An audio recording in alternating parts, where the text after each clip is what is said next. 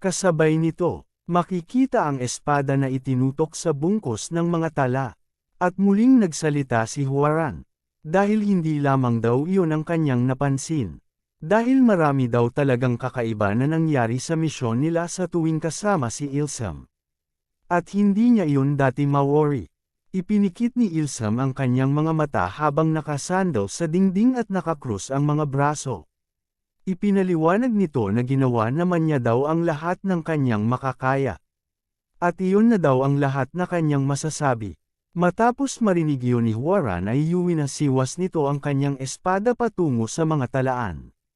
At walang ano-ano ay nagsikalt ang Mifa talaan sa harap ni Ilsam. Na bahagyang ikinagulat nito, ngunit, sa kabila ng mga aksyon ni Huaran ay hindi ito gaano pinansin ni Ilsam sa halip ay lakalmadomang ito na dinampot ang isang talaan. Pagkatapos ay tinanong niya kung ang lahat ng mga iyon ba ay may kinalaman sa kanya. Tila napakadami daw nun. Isang talaan naman ang nadampot ni Ilsam na ikinalaki ng mata ng kasapi ng Dragon Peak Escort Agency. Maging na isang ito ay tila hindi nagustuhan ng mga nangyayari, na lalong ikinagigil ng tiyuhin ni Huaran. Maging si Huaran ay nabigla at makikita na nanlaki ang mga mata nito na tila may napagtanto. Nagbigay ng nakakatakot ng ngisi itong si Ilsam habang nakatingin ng matalim kay Huaran na sinuri nito ang lahat ng mga talaan. Saad nito na buong akala niya daw ay isang hamak na bata lamang si Huaran. Ngunit masyado pala niya siyang minaliit. Dahil hindi basta-basta na malaman mo ang mga nangyayari sa pamamagitan lamang ng pag-analisa sa mga talaan. Kaya hindi daw inaakala na ganoon siya kalatino. Itinaas ni Huaran ang kanyang espada at matapang nitong sinabi na ngayon. Tiyak na ang mga bagay at nakasisiguro na siya na si Ilsam nga ay isang traidor. Itinuring pa naman daw niya siya bilang kasapi ng pamilya kahit walang anuman na ugnayan ang nananalaytay sa dugo nito. Sa mga sinabi ni Huaran ay nag-umpisa na tumayo si Ilsam habang ang espada nito ay nakatusok sa sahig at nag-umpisang magsalita. Pamilya daw ba kamo? Wala daw itong kabuluhan, dahil ang lahat naman daw sa paglipas ng panahon ay maaring magbago. Lalo pa pagdating sa mga tao. Kaya hindi na daw ito dapat pa na mag-alinlangan. Dahil sa mga sinabi nito ay nagsimulang ihataw ni Huaran ang kanyang espada na may nanlilisik na mga mata. At sinabihan nitong walang hiya kaya tikman niya daw ito. Naging alisto naman si Ilsam habang nakatitig ito ng matalim sa paparating na atake. Tumalsik ang dugo sa ere at umalangaw ang hiyaw habang isang espada ang nahulog sa sahig na tila ang may-ari nito ay walang nagawang anuman upang makapanlaban. At dito makikita ang tiyuhin ni Huaran na ang balikat ay nasugatan dahil sa pag-atake ni Huaran ay ito pala ang kanyang pinatamaan. At tinanong ni Huaran ang kanyang tiyuhin kung bakit niya nagawa ang mga bagay na iyon sa kanila. At dito balikan natin nung araw na binawian ng buhay ang ama ni Huaran. Habang buhat nito ang ulo ng kanyang ama ay tinatanong niya ang kanyang sarili kung paano ba daw na mga gawa niyang pamahalaan ang kanilang agency. At kung hanggang kailan pa ba ito kayang mapanatili. Natiyuhin naman ni Huaran ay tahimik lang na nakatingin habang sa isip naman nito, na gaya ng inaasahan niya mula nang ang ama ni Huaran ay magkasakit. Tinanong niya pa kung ang batang si Huaran ay kayang pamunuan ng maayos ang kanilang agency. Dahil ang kanilang ahensya sa kasalukuyan ay masyado ng lubog sa utang at talagang salat sa pondo. Kaya paano na ba daw ang gagawin nila ngayon? Ano ba daw kaya kung tuluyan na lamang nilang isara ang kanilang ahensya? Ngunit iniisip niya kung paano naman daw ang mga tao na nasa ilalim ng kanilang pamumuno. At paano na ba daw siya? Paano ang kanyang pamilya? Saad niya pa sa kanyang isip na iginugol niya ang kanyang buong buhay sa organisasyong ito ngunit paano nahantong ang lahat sa ganito? Kaya nakapagdesisyon siya na gumawa ng paraan upang makatakas sa sitwasyong ito bago pa man na mahuli ang lahat. Kaya naman sa nakalipas na 2 taon ay nakipagpalitan siya sa Jongnan Sect ng mga impormasyon ng kanilang mga transaksyon kapalit ang malaking bayad. At palihim niya rin na sinasa-butahi ang mga kalakal at pinalalabas na mga hindi inaasahan na pagkakamali. Ngunit nagbago ang lahat mula nang lumitaw si Jin Taekyung at sinimulan nito na makialam. Sa kabila noon ay malaki-laki na rin ang kanyang nanakaw na yaman, kaya kung sakali na malampasan man ng kanilang mayahensya ang crisis na kinakaharap nila ay mas magkaroon pa daw iyon ng malaking benepisyo sa kanya. Kaya kailangan niya lamang daw na e-frame up si Song Il-sum upang sa kanya mabaling ang lahat ng sisi dahilan upang ito ay patayin. Ngunit, at bumalik sa kasalukuyan habang hawak nito ang kanyang sugat na dulot ni Hwaran at puno ng pawis ang pagmumukha, ay iniisip niya kung paano ba daw nalaman ni Hwaran at makahalata gayong perpekto niya na isinagawa ang lahat at trinabaho ito ng may tumpak na mga pagkilos. At habang magkarap sila ni Hwaran ay iniisip nito kung ano na nga ba daw ang kanyang gagawin ngayon. Magmamaang-maangan ba siya? Hindi, dahil kilala niya si Hwaran. At alam niya na handa agad ito na gumamit ng dahas sakaling sigurado na ito sa mga bagay na kanyang mga napagtanto. At tanging isang bagay na lamang daw ang maaari niya gawin upang makalabas sa sitwasyong kinakaharap niya ngayon. Kaya, bigla itong lumuhad sa harap ni Hwaran at malakas na sumigaw. Humihingi ito ng tawad dahil kasalanan niya daw ang lahat. Sumigaw ito at hinihiling na huwag siya nitong patayin. Napakagat na lang ng labi si Hwaran at humihingi sa kanyang tiyuhin ng kahit anong paliwanag. Kung bakit at paano niya ba ito nagawa sa kanya at sa Dragon Peak Escort Agency. At habang nakaluhod pa rin ang tiyuhin ni Hwaran, ang espada naman ay nakatutok pa rin dito. Ito ay nagsalita. Sinabi nito na nakakahiya man daw aminin na nagawa niya noon na tumanggap ng mga suhol. Ipinaliwanag niya pa na habang ang ama ni Hwaran ay may sakit, ay direkta umano siyang kinumpronta ng Jongnan sect. At dahil doon ay nagkaroon daw sila ng negosasyon. Isa pa ay natakot daw siya na maabandona at tuluyang maghirap. Kaya ayaw niya na umalis sa lugar kung saan ay doon niya na iginugol ang buong buhay niya. At nangako din naman daw ang Jongnan sect na hindi nila siya sasaktan. Si Taekyung na hawak ang kanyang sibat. At si Wulwa ay kapwa nakatingin sa eksena at mga kaganapan sa pagitan nila Hwaran at ng kanyang tiyuhin. Halata ang pagkadismaya sa mukha ng ating bida dahil sa mga nasasaksihan niya. Nagpatuloy ang tiyuhin ni Hwaran sa pagpapaliwanag at sinabi nito na, noong una ay nagpasya siya na tulungan ang Jongnan ng kahit isang beses. Ngunit sa di kalaunan ay tila hindi na siya makatakas sa mga ito. Tinanong naman siya ni Hwaran kung totoo ba daw ang mga pinagsasabi nito. Makikita naman ng tiyuhin ni Hwaran na halos naghalo na ang pawis, luha at sipon nito. Ngunit sa isip nito ay nagsisimula na ito na magdiwang dahil akala nito na gumagana ng maayos ang kanyang pagdadrama at tila sigurado ito na makakaligtas siya sa sitwasyon niya ngayon. Ngunit tinanong siya ni Hwaran kung paano niya ba daw nagawang mapalitan ang 1,000 years old na snow ginseng kung sa lahat ng oras ay hindi niya ito inalis sa kanyang tabi. Nag-alangan naman dito ang matanda dahil ito daw ay at bumalik sa nakaraan bago mapalitan ang item. Ito ay noong araw na sila makarating sa Xi'an. Bago daw ito umalis ay hinaluan niya ng kaunting gamot ang pagkain nila. At ang kahit konting amount lang ng gamot na iyon daw ay sapat na dahil sa pagod ang lahat. Napayuko na lang si Hwaran dahil sa narinig. Aniya, kaya ba nasa harapan kita nung ako'y magising noong araw na iyon? Ibinaba ni Hwaran ang kanyang espada habang patuloy na nagpaliwanag ang kanyang tiyuhin. Saad pa nito na maingat umano ito na kumilos at iniwasan niya rin na huwag makagawa ng kahit konting ingay noon hanggang sa ako'y makaalis. At habang basang-basa sa pawis ay sinabi niya na kailangan niya na mag-ingat dahil ang bastardong si Song Il-sum daw ay nanatiling gising kahit itong tao na ito nakakain din ng pagkain na hinluan ng gamot. Sumagot naman si Il-sum na kaya daw pala nagtataka siya kung bakit tila sobrang pagod siya nung panahong iyon, kaya gumamit umano siya ng pinaka-mainam na paraan, ngunit sa tingin niya naman siguro ay hindi na mauulit pa iyon. Sa takot ng tiyuhin ni Hwaran ay sumigaw ito at nangatuwiran na. Pero pautal na sagot nito. Ang matandang iyon na si Hwang Buong ay pinagbantaan ako. Sinabi niya na patayin niya ako at ang aking buong pamilya at pagkatapos ay pababagsakin daw nito ang Dragon Peak Escort Agency kung hindi ko papalitan ang 1,000-year-old na snow ginseng. Sinusubukan ko lang na protektahan ang lahat. Sumagot naman si Huaran habang nagliliyab sa asul na oras sa kanyang kaharap na nanginginig. Hindi uncle, dahil sa bandang huli ay pinili mo na gawin ito ng kusa. Naalala pa daw ni Huaran nung sinabi sa kanya ng kanyang ama na ang bawat desisyon ay kaakibat na mga consequences.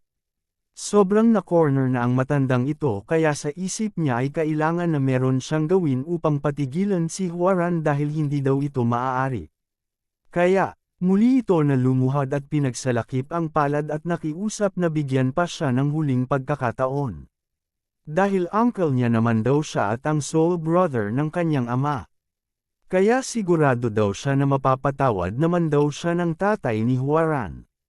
Naging malamlam naman ang mata ni Huaran at inamin niya na tama naman daw na magagawa siyang mapatawad ng kanyang ama gayunpaman.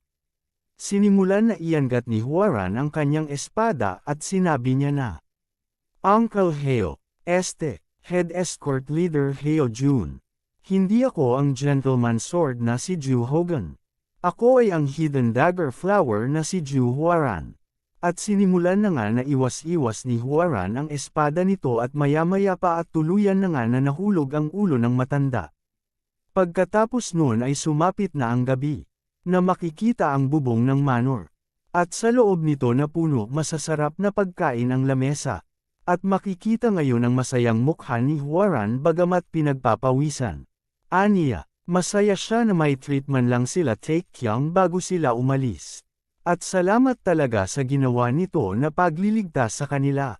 Ngunit bakit daw ba hindi ito kumain ng marami? Hindi ba daw nito nagustuhan ang mga pagkain? Sumagot naman ang mukhang tupmol nating bida at patanong nitong sabi na ano ba daw ang ibig sabihin ni Huaran gayong nakadalawang rice bowl na siya at kung maaari din daw na huwag na siya nitong tawagin pa na Grandmaster. Napatingin naman si Huaran sa pagkain ni Taekyang at napagtanto niya na mukhang naubos na nga nito ang kanyang pagkain. Itinuro naman ni Taekyang ang derek sayo nila ni Changpang at ni Gungibang habang nilalantakan ang mga pakain na tila mga patay gutom. At tignan daw ito ni Huaran dahil mukhang magkamag-anak daw ang mga ito. Naakala mo ay mauubusan ng pagkain na sinang-ayunan naman ni Huaran at ikinagulat din ito. Panay kasi ang subo ni Changpang kahit puno pa ng laman ang bibig nito dahil talagang napakasarap daw ng pagkain dito. At itong si Gibang naman ay hawak ang sa kabilang kamay ang hita ng manok at ang kabila ay chopsticks na may laman. Habang sinasabi na ang sarap daw ng pagkain sa lugar na iyon. At kung maaari ba daw na i-take out niya ang tira sa mga ito upang matikman din daw ng mga kasama niya sa beggar sect nila. Itinuro ni Taekyang si Mujin at pinagmamamlaki nitong sinabi kay Huaran na silang dalawa lamang daw ni Mujin ang ordinaryo sa mga ito dahil tignan mo at pareho lang daw sila nang naubos ni Mujin. At habang hawak ni Changpang ang buto ng manok ay nagtanong ito kay Huaran kung maaari ba daw siyang bumalik ulit dito. Sinagot naman siya ni Huaran habang marahang tumawa na syempre. Ngunit wag lamang daw nito dalasan. Na makikita si Song Ilsam na nakaupo habang nakakrus ang mga kamay sa kanyang dibdib at tila hindi nasiyahan sa pagkain. Dahil sinabi niya na daw ito noong nakaraang 10 taon, na ang pagkain daw sa lugar na iyon ay masyadong maalat. Ay ang pagkain daw ng maalat at maanghang ay nagpapabigat ng timbang.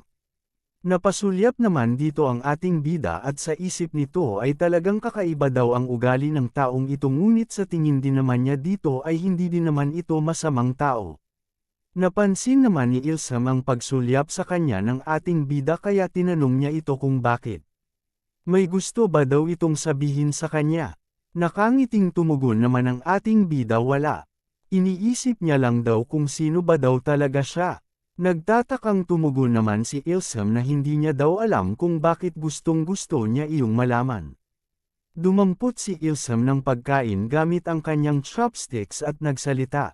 Wala ensman daw masyadong espesyal sa kanyang at sa kanyang pamilya dahil meron lamang daw nangyari sa kanilang pamilya na may kinalaman sa Dragon Peak Escort Agency. Sa madaling salita, ang kanyang ama ay may napakalaking utang dito. Nanlaki naman ang mata ni Huaran at nagtanong kung maaari niya ba daw na malaman kung ano ang aksaktong pangalan ng kanyang ama. Seryosong tumugon naman si Ilsem na, Song Pyosan. Inilagay ni Huaran kanyang kamay sa kanyang baba at napasabing, Song Pyosan. Parang wala pa daw siyang naritinig tungkol sa pangalang iyan. Sumagot naman si Ilsem na hindi naman daw nakakapagtaka iyon dahil nangyari ang lahat noong 50 taon na ang nakalipas.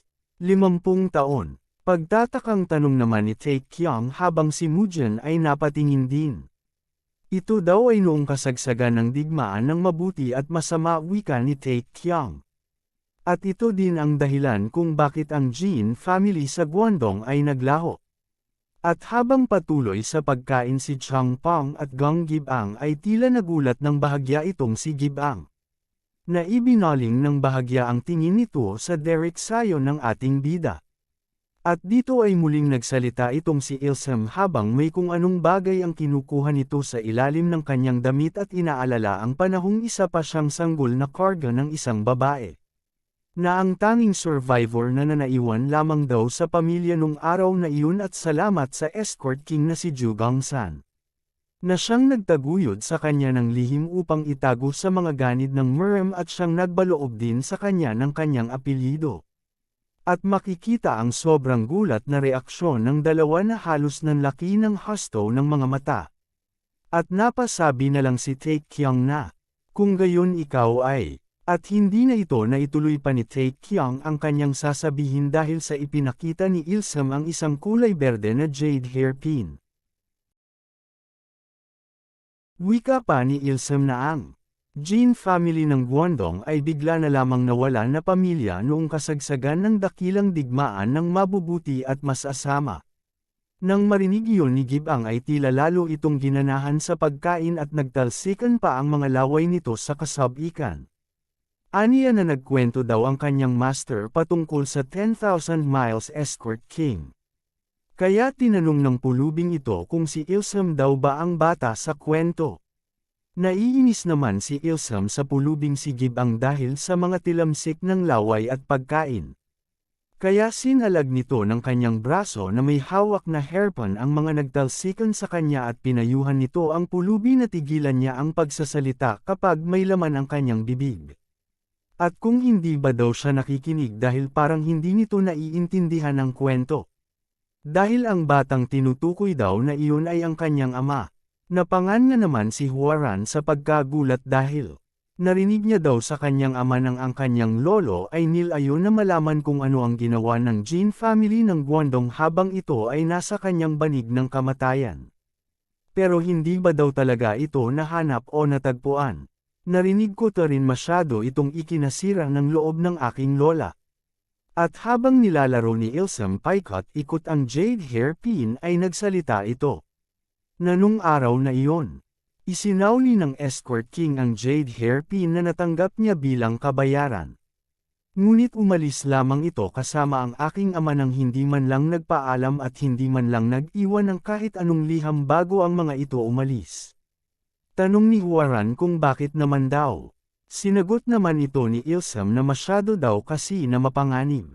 At ang martial arts ng Jin family ng Guangdong ay nasunog lahat. Ngunit hindi umano ito pinaniwalaan ng mga tao. Sumagot si Huaran sa mga tinuran ni Ilsem na, bahagi naman daw ng si Ilsem ng Orthodox Murem si Ilsem at ito ay may sapat na lakas upang hindi ito mangamba. Seryoso naman na sinabi ni Ilsem na, sakam at mga peste ang mga iyon. Mapa Orthodox at Unorthodox pa yan. At ang mga iyon ay hindi ganap na nolipol ng escort king at maging ang mga nagnais ng martial technique ng Jin family ng Guangdong. Hindi naman nakapagsalita si Huaran habang nagpapakita ng malungkot na mukha. Sumabat naman si Taekyong, na kung tunay nga na nawala ang martial arts ng pamilya Jin ng Guangdong ay nagtataka siya kung bakit si Ilsem ay naging malakas. At napapikit na nga lang si Ilsam at sandaling hindi muna nagsalita. At maya-maya pa, ay nagsalita ito at nagsisimula daw iyon noong 10 taon pa lamang siya at ang kanyang lola ay mamatay dahil sa karamdaman. At ang kanyang mga magulang ay ginawa ang lahat ng makakaya at nagsumikap ng husto dahil sa edad ko noon na maglalabong isa pa lamang ay ano naman daw kaya ang magagawa. At dito ay bumalik sa alaala ni Ilsam nung siya ay bata pa. Habang siya ay nakaupo sa gilid ng pader at namamalmo sa isang dumadaan na lalaki. Na sa halip na magbigay itong lalaki ay nagalit pa ito dahil ano daw ba ang tinitingi-tingin ko. Kaya nasabi ni Ilsam na wala siyang talento sa panlilimos. Kaya kinailangan ko na mamuhay ng nagtitis at nagtrabaho bilang isang porter o taga-bitbit. Ang ating bida naman nang marinig iyon ay sinabi na porter. Yung taga-bitbit ng espada ng isang swordsman. Mayayaman lamang daw ang magha-hire ng ganoon. Si Gibang naman ay nagkomento din na tanging mga walang kwentang tao lamang daw ang kumukuha ng ganoon. Dahil sa totoo lamang daw kaya sila kumukuha ng porter ay upang gamitin lamang nila itong meat shield sa oras na nasa kritikal sila na sitwasyon. At tila naiintindihan naman ito ni Tae Kyung kaya hindi na lang ito nakapagsalita. Tumugon naman si Ilsam na tama daw dahil hindi talaga naging maganda ang karanasan niya nung mga araw na iyon.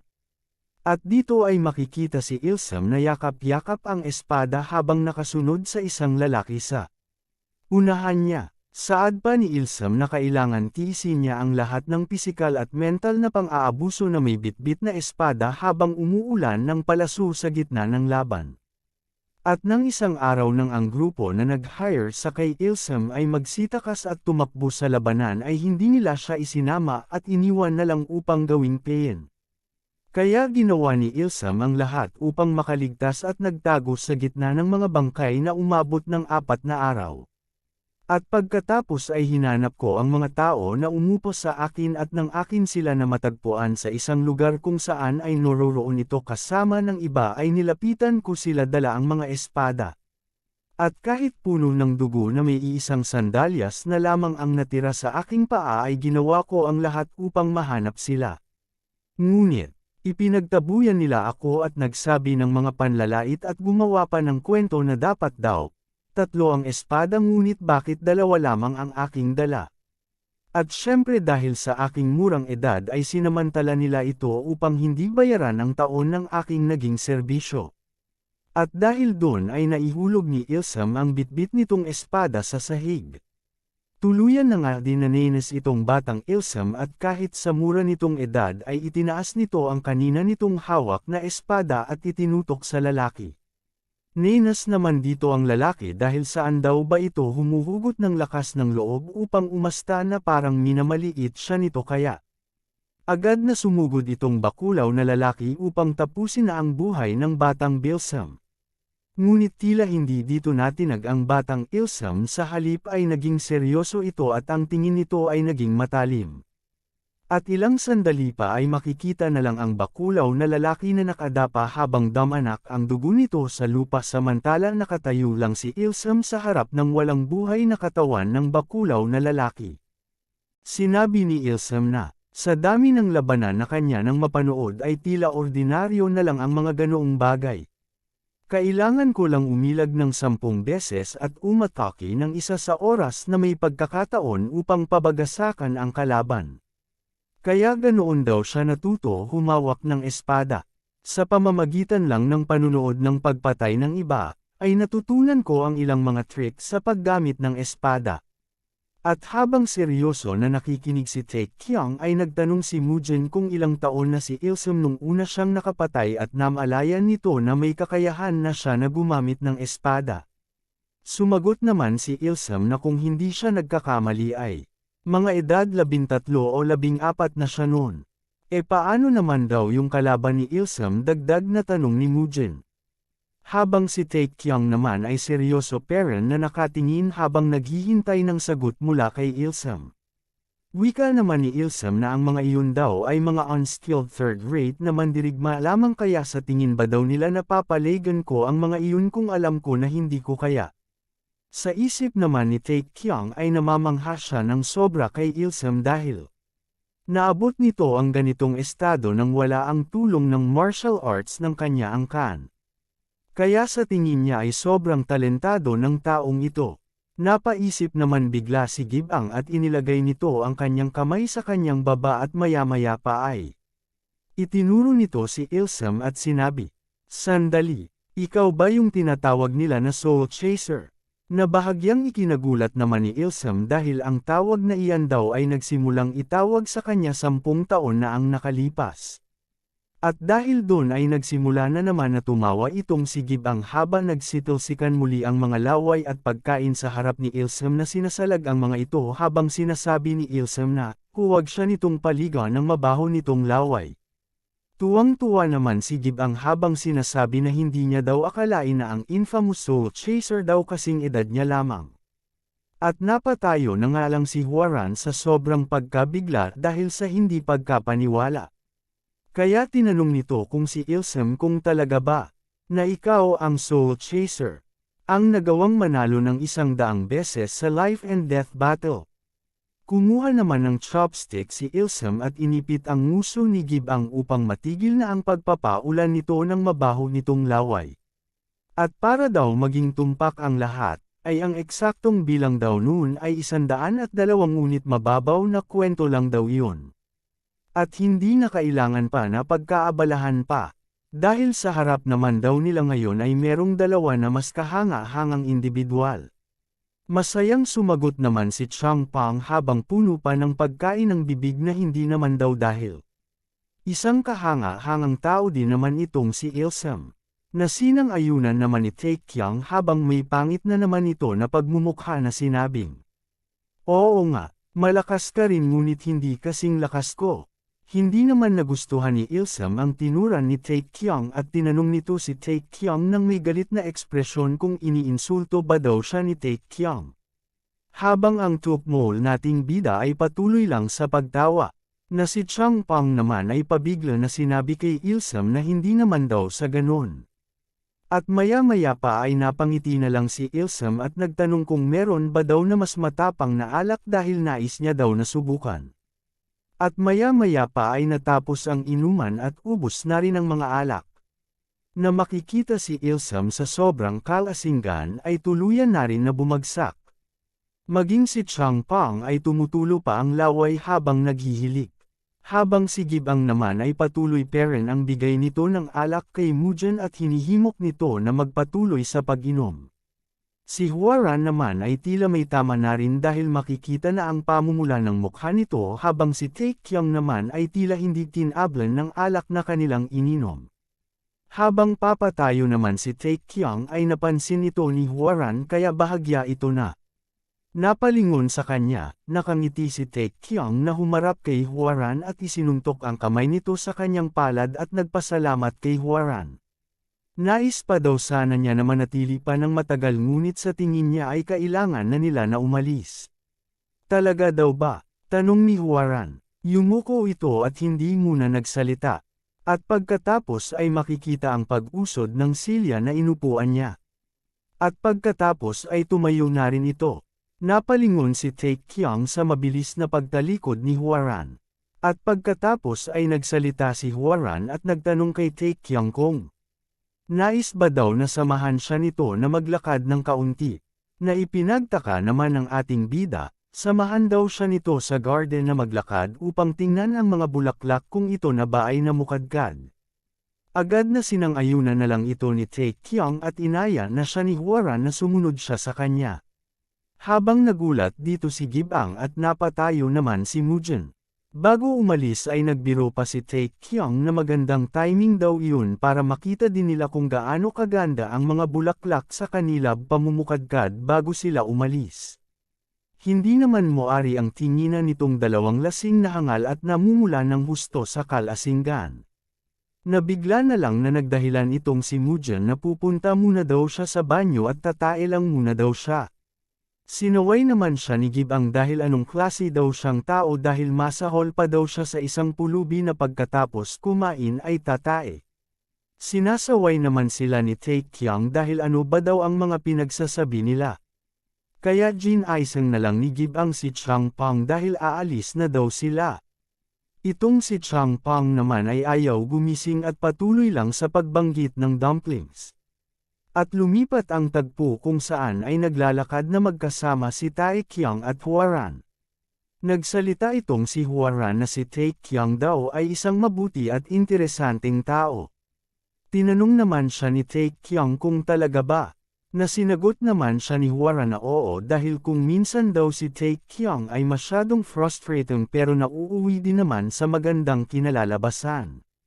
Lumabas ang pawis sa mukha ni Taekyang dahil sa isip niya ay hindi niya moari kung nang uyam ba itong si Huaran o ano. Ngunit natigil ang pag-iisip ni Taekyang nang magsalita si Huaran. Tunangala ito na may ngiti sa mukha. Pinuri nito ang kagandahan ng buwan at labis na namangha.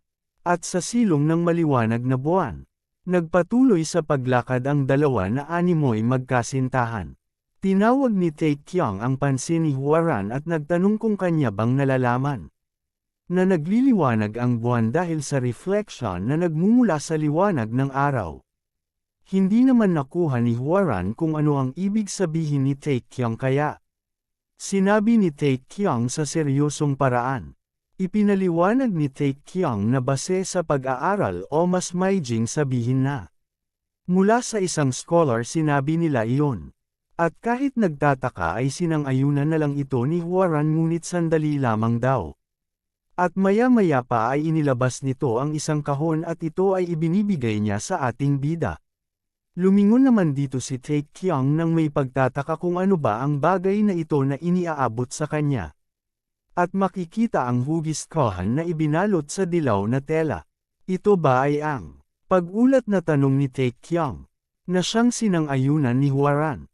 At tama daw si Taekyang na ito ay ang ginseng na may 100 taong gulang. Dagdag pa ni Huaran na hindi ito sapat sa lahat ng iyong nagawa. Ngunit sana ay tanggapin ito bilang pagsaalang-alang. Ngunit nag-aalangan naman si Taekyang na tanggapin ito dahil ayos lamang naman daw siya. Pinagpawisan si Taekyang habang nakatitig sa kahon at napaisip siya kung tatanggapin niya ba daw ito o hindi. Upang wala na lang masyadong usapan ay sa bandang huli ay ngumiti ang ating bida sabay na nagpasalamat matapos nito na tanggapin ang regalo. At dahil doon ay ngumiti ng napakatamis nitong si Huaran. At, sa liwanag ng bilog na buwan, patuloy lang naglakad ang dalawa habang makikita ang isang gusali sa kanilang harapan sa hindi nakalayuan. Biglang nagsalita si Huaran na inagaw ang pansin ni Taekyang. At agad naman na tumugon ang ating bida. Sandali sila na huminto, at bahagya na yumuko si Huaran. Sinimulan nito na magasalita bagamat nauuto ay nagtanong ito kung kaya ba niya, dahil natatakot daw siya. Naging seryoso naman ang ating bida at tumugon na. Ayos lang yan, kahit hindi mo magawa ng maayos. Tao ka lang naman kaya ayos lang yan. Napasulyap naman si Huaran nang may pagtataka kay Taekyang. Ipinaliwanag ni Taekyang na ayos lang kung hindi mo magawa ng maayos o kung maubusan ka ng lakas dahil dyan. Basta't kailangan mo lang na magpatuloy. At mararating mo rin yung nais mong marating. Basta sumunod ka lang sa daloy sa iyong harapan. Unti-unti, step by step, at maya-maya pa ay nanlaki ang mata ni Huaran. Sabay makikita ang pagngiti ng ating bida at tinanong nito si Huaran kung sapat na ba daw ang mga sinabi niya. At dahil doon ay hindi na nga napigilan pa ni Huaran at tuluyan na nga ito na napaiyak. Pagkatapos ay makikita ang mabilis na pagkilos. Na makikita ang 4 na tao ang mabilis na tumatakbo. At makikita ang ating bida na seryoso, habang nakatingin sa kanya si Gibang at nakangiti na tila ng ouyam. Nagsalita ito na napansin niya daw na bago sila umalis ay namumugto ang mata ni Miss Ju Huaran. Umiyak daw ba ito? Sa isip naman ni Taekyang na. Napansin pala ng hinayupak na pulubing ito. Gaano ba daw katalas ang mata ng taong ito? Napatingin si Mujan sa hawak ni Taekyang kaya hindi na rin ito na napigilan pa ang magtanong kung ano ang bagay na hawak ni Taekyang. Ito ba? Tanong ng ating bida. Ngunit hindi muna tumugon dito si Taekyung dahil muling sumagi sa isip niya ang mukha ni Hwaran at ang mga nangyari bago sila umalis. Sa isip pa ni Taekyung na nagsinungaling sa kanya si Hwaran nung sabihin nito sa kanya na ang laman ng kahon ay 100 years no ginseng at ibang klase daw ito kung magsinungaling. Ngunit sa kabilang banda ay napakabait din naman nito. Napangiti si Taekyung at habang patuloy sila sa mabilis na pagtakbo ay inilahad ni Taekyung kung ano ang bagay na kanilang tinanong. Na ito ay walang iba kundi ay ang 1,000 years no ginseng. Na ikinagulat ng lahat ng kanila na itong malaman. Mabilis na lumipas ang oras at lumipat ang tagpo sa isang malaking ilog na napalilinutan ng mga bulubundukin. Sa gitna nito ay makikita din ang isang naglalayag na yate bagamat ito'y hindi gaanong kalakihan ay matatanaw naman dito na may karamihan din ang kaya nitong isakay. Sapagkat makikita ang mga tao na sakay nito na nakatayo sa ibabaw. Isang lalaki naman ang may bitbit na kahon ang bigla na lang na naalerto. At naibagsak nito ang kanyang bitbit kanina na kahon sa sahig. Lumingon ito sa isa pang tao at tinawag itong sir upang kunin ang pansin nito. Ipinaalam nito na nakakita daw siya ng mga pirata, at ang mga ito daw ay papalapit na sa kanila. Ang amo nang marinig yun ay biglang nagulat at tinanong ang lalaki kung ano itong pinagsasabi nito. At makikita nga ang isang sasakyang paantubig na may banner ng kanilang pagkakilanlan. At ito daw ay ang Yangtze River Route Alliance. Napatapik sa mukha itong amo at may mukha ng pagsisisi. Sa isip kasi nito at mukhang hindi sila makakapagtrabaho ng maayos ngayon, pero mabuti na lang daw ay hindi bayulente ang mga ito hindi katulad ng iba. Ngunit mapapansin ang biglang pagsulpot ng kamay at dinote nito ang balikat ng amo at tinatawag ang pansin nito. Nagulat naman ito at agad na tumalikod upang makita kung sino ang nilalang na tumawag sa kanya at tinanong niya ito kung sino ba daw siya. Ngunit ang lalaki na hindi pa makita ang itsura ay sinabi na isa siyang pasahero. Nenas naman ito dahil alam niya na pasahero siya ngunit bakit daw siya naririto. Itinuro naman ng isang ito ang sasakyan sa di kalayuan at tinanong ang lalaki na nakaterentes ang buhok kung mga pirata daw ba ang mga iyon. Dahil kung gayon ay mangolekta daw ito ng toll fee sa mga pasahero upang may ipangbayad sila. Nasumang-ayon na lang ito habang napakamot sa kanyang ulo. At dito naman sa dalawang nag-uusap ay nasabi nitong lalaki na tila isang martial artist na.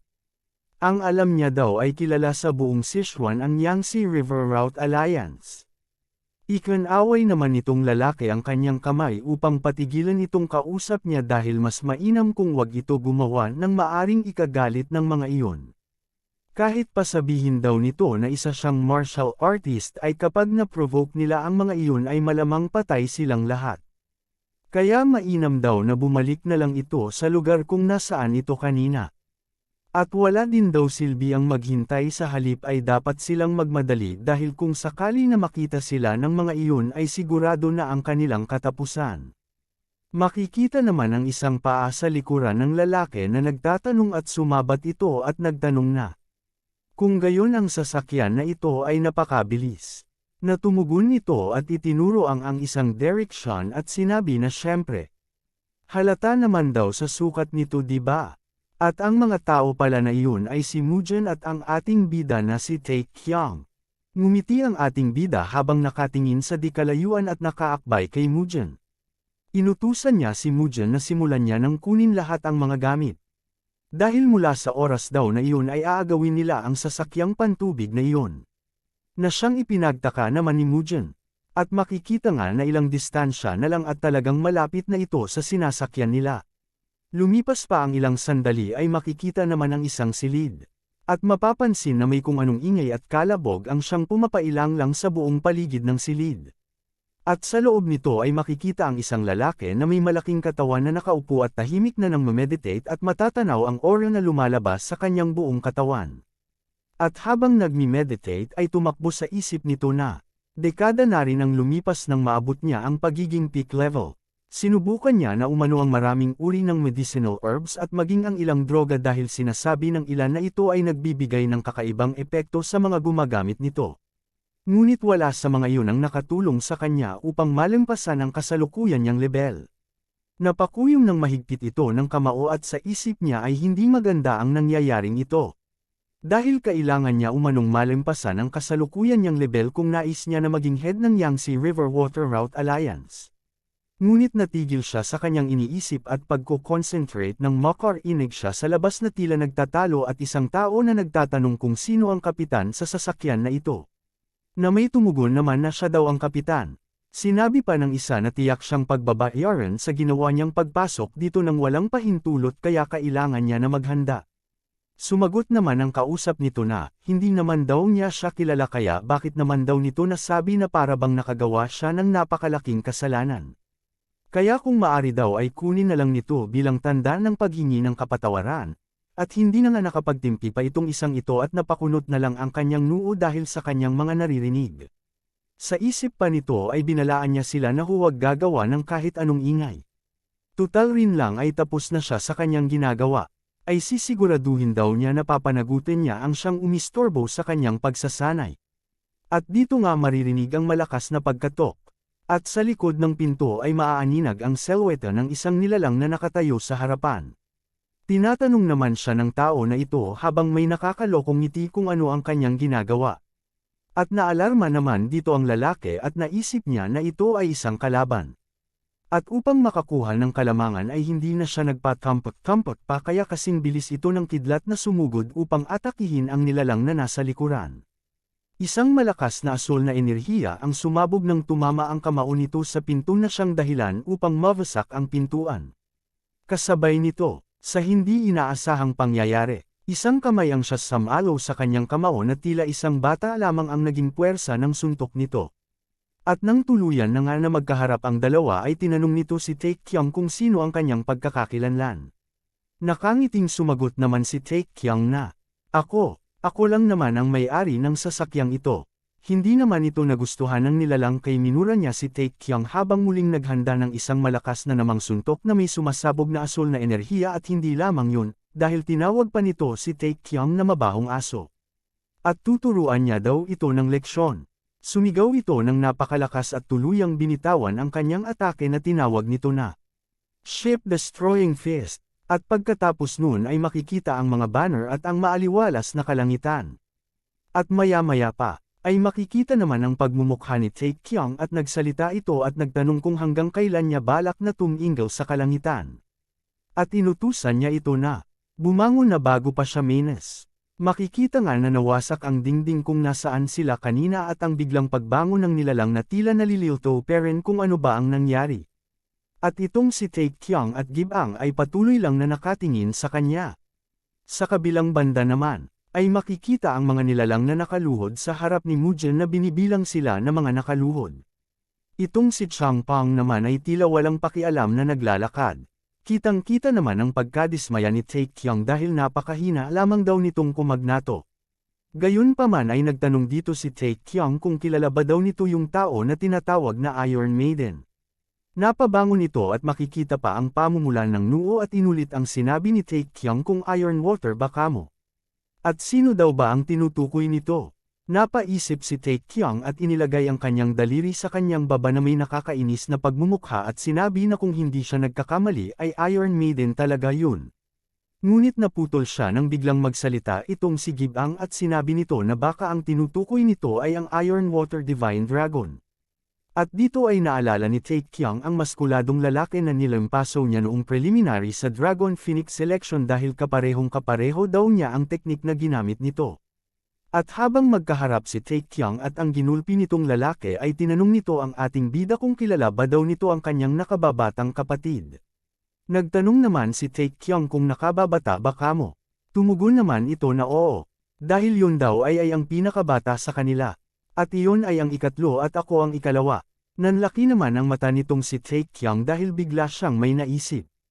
At kung ganun daw na ay ang kanyang master ay siya ring master nito. Napapikit naman ito at sarkastikong sinabi na ang kanyang master ay ang si King. Na itinuro naman ni Tae Kyung ang daliri nito sa kanya at sinabi na, magaling kung gayon. Na nagtatakang tinignan siya nito habang tumatawa ang ating bida at sinabi ni Taekyung na wala daw ito at wag na siya nitong intindihin. Umupo si Taekyung na animoy unggoy at tumitig ito sa lalaki ng may hindi maipaliwanag na pagmumukha at sa isip nito ay tinatanong niya kung ang Green Forest at ang Yangtze River Route Alliance ba ay kapwa masamang organisasyon. Pero, magkaibang kwento daw kung ang isa sa Ten Kings ay sangkot dito. Napansin naman ng lalaki ang biglang pagbabago ni Taekyung kaya tinanong nito si Taekyung kung bakit bigla na lang itong nagbago at naging formal ito makipag-usap sa kanya. Naisip naman ni Taekyung na malamang ay masipa ako ng oras pag nalaman ni Chang Ryokbo na ginulpi ko ang taong ito. Kaya gagawa na lang daw siya ng paraan. Kaya, hinawakan nito ang braso nito dahilan upang magulat ito. Itinayo ito ni Taekyung at agad na pinagpegan ang katawan nito na siyang lalong ikinagulat naman ng second disciple ng si King. Humingi ng paumanhin si Taekyung nang may nakakalokong ekspresyon habang ang taong ito naman ay takang-taka peren kung ano ba ang nangyayari sa mokong na ito. Wika pa ni Taekyung na hindi niya daw alam na isa din pala siya sa kanyang mga senior sa Jangho. At habang pinapagpag nito ang lalaki ay sinabi niya na, "Tignan mo, ang dumi mo na." At pinayuhan niya pa kuno ito na kailangan nito na maligo at malabihan ng maayos ang damit nito. Kaya inutusan nito siya na mag-relax na muna. At pasensya na daw talaga dahil isa lamang itong munting hindi pagkakaunawaan. Dahil kung nalaman lamang daw niya agad na taga Yangtze River Route Alliance siya ay hindi sana nangyari ang ganito. Na tinanong naman siya ng second disciple ng si King kung talaga daw ba. Hindi naman makapaniwala itong si Gibang kaya ipinag-cross na lang nito ang kanyang braso sa kanyang dibdib habang mataman na nakatingin sa kanila. Nag-thumbs up naman si Taekyung at may pakandat effect pa at sinabi na syempre naman daw. Ano ba daw ang akala nito sa kanya? Dahil hindi niya naman daw magagawa na magsinungaling sa kanyang Marshal Sr. Pinagpawisan na nga lang ito habang nakahawak si Taekyung sa kanyang balikat. Tumingin ito kay Taekyung na may bakas ng pagdududa habang nag-iisip. Tumingin din naman sa kanya si Taekyung nang may pagkausisa kung gumana ba ang kanyang mga palusot. At sabay-sabay na nga lang sila na napatingala sa langit na parehong wala na lang masabi. At maya-maya pa ay napailing na lang si Taekyung habang pinisil nito ang kanyang ilong dahil talagang siya daw ay napaka-illiterate na tao.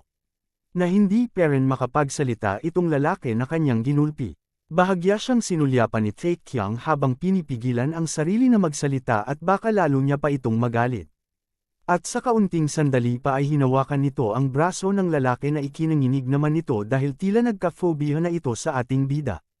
Ipinaliwanag naman ni Taekyung dito at nakikiusap kung maari ay magpanggap na lamang daw sila na walang nangyari. At sa takot ng lalaki ay agad na nga lang ito na sumang-ayon. Sa pagpapatuloy makikita ang mabilis na pag-andar ng sasakyan. Dito sa ibabaw ay si Changpong na nakatayo at idinipa ang kanyang dalawang braso sa hangin habang nilalasap ang masarap na halimuyak nito. Sumagot naman si Taekyung na natural lamang daw yun dahil malapit na dumating ang spring. Kasabay nito nakita ni Changpong ang pagtalo ng isda at napansin niya na napakaraming isda sa banda roon. Sumagot naman muli si Taekyung na natural din yun dahil isa itong malaking ilog. Masayang-masaya naman si Changpong na itinuturo ang mga tao sa baba at tingnan daw yun ni Taekyung dahil ang daming tao rin daw na pinapalo doon. Hindi naman agad na naiintindihan iyon ni Taekyung kaya galit nito na sinigawan si Changpong na syempre pero hindi na niya naituloy nang mapalingon siya sa lugar na tinutukoy ni Changpong.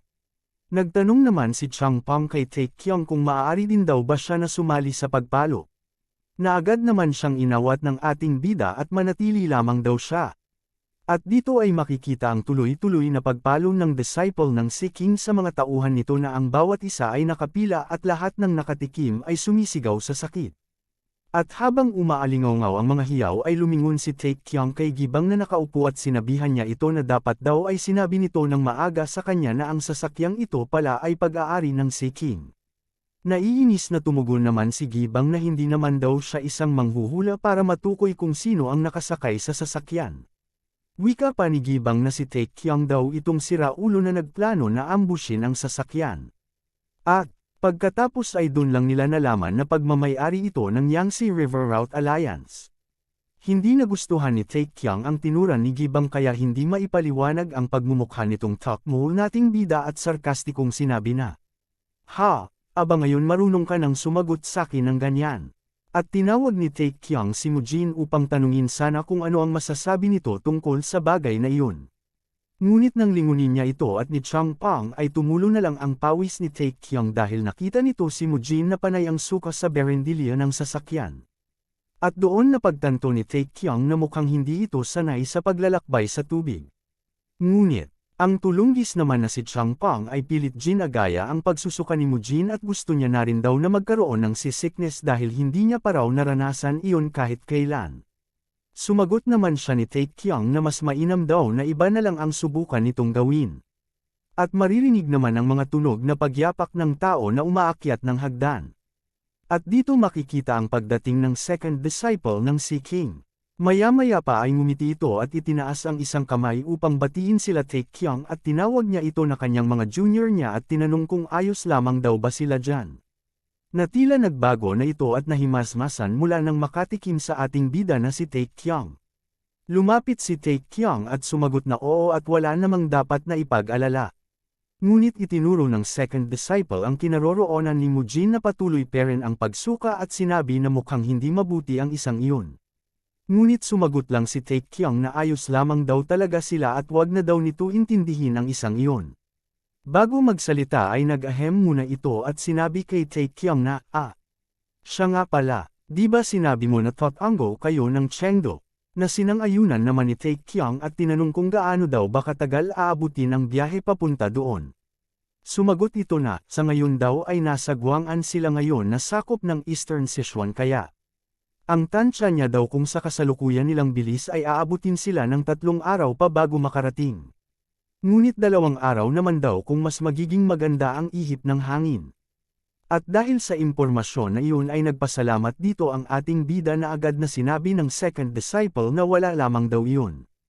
Tumawa ito ng malakas at mayabang na sinabi kay Taekyang na walang magiging problema sila Taekyang dahil kontrolado niya daw ang buong Sichuan River kaya mag-relax na lang daw sila habang naririto dahil walang sino man daw ang mga ngahas na guluhin sila hanggat naririto siya. Nagpakitang tao naman itong ating bida na animo ay natutuwa at masigla pa nitong sinambit na napaka-cool daw talaga ng kanyang senior. At habang nagtatawanan ang dalawang kumag ay bigla. May mga sumisigaw na lang sakit at maririnig din ang pagsigaw na, patayin silang lahat. Napalingon si Taekyang at tinanong niya kung, ano ba ang sinusubukan nilang gawin? Napalaki naman ang bungangan ng isang ito. Sabay lingon at tahasang tinanong kung sinong mga walang hiya ang nang-ahas na gumawa ng komosyon sa Yangtze River. Tinawag ni Taekyang ang pansin nito. Dahil nakita nila ang isang maliit na bangka na nasa gitna ng 2 malaking sasakyang pantubig. At maririnig ang sigaw ng sakit at sigaw na patayin silang lahat. Kaya napakuyong ng kamao itong second disciple ng si King. At makikita ang maraming palaso at sibat ang pinaulan sa mga nasa maliit na bangka. Ngunit may napansin si Taekyang sa banner ng mga malaking sasakyan dahil kapareho ito ng sa Water Route Alliance kaya sinabi niya ito sa second disciple ng si King kaya nagtaka ito kung paanong. At napatingin ito kay Taekyang at tinanong niya ito na, di ba, sinabi mo na hindi ka marunong bumasa. Kaya napatitig din dito si Taekyang at medyo pinagpawisan. At naisip niya, na matalas din ang utak ng kumag. Kaya sinigawan niya ito at sinabihan ito na magtigil dahil may problema sa unahan nila ngayon kaya palayasin daw muna nila ang mga iyon bilang parusa sa pagsuway sa alyansa ng Water River Route Alliance. Makikita dito ang patuloy na paghingi ng tulong ng mga ito. Kaya sumang-ayon ang second disciple ng si King at tinawag niya mga ito na mga walang hiya. Kaya, inilapat nito ang kanyang palad sa ere at malakas na sumigaw at nag-utos upang itaas ang pulang bandera.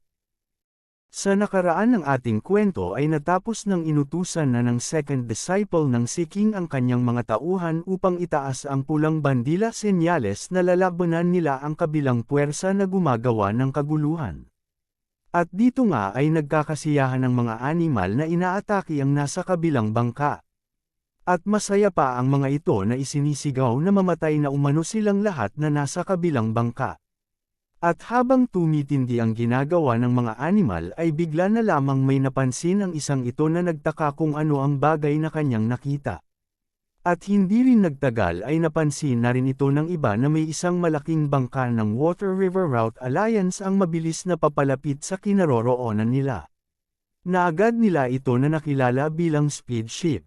At alam din ng mga animal na ang lula ng speed ship na ito ay si Musang, ang tinatawag na stronghold ng Water Dragon ng Alyansa.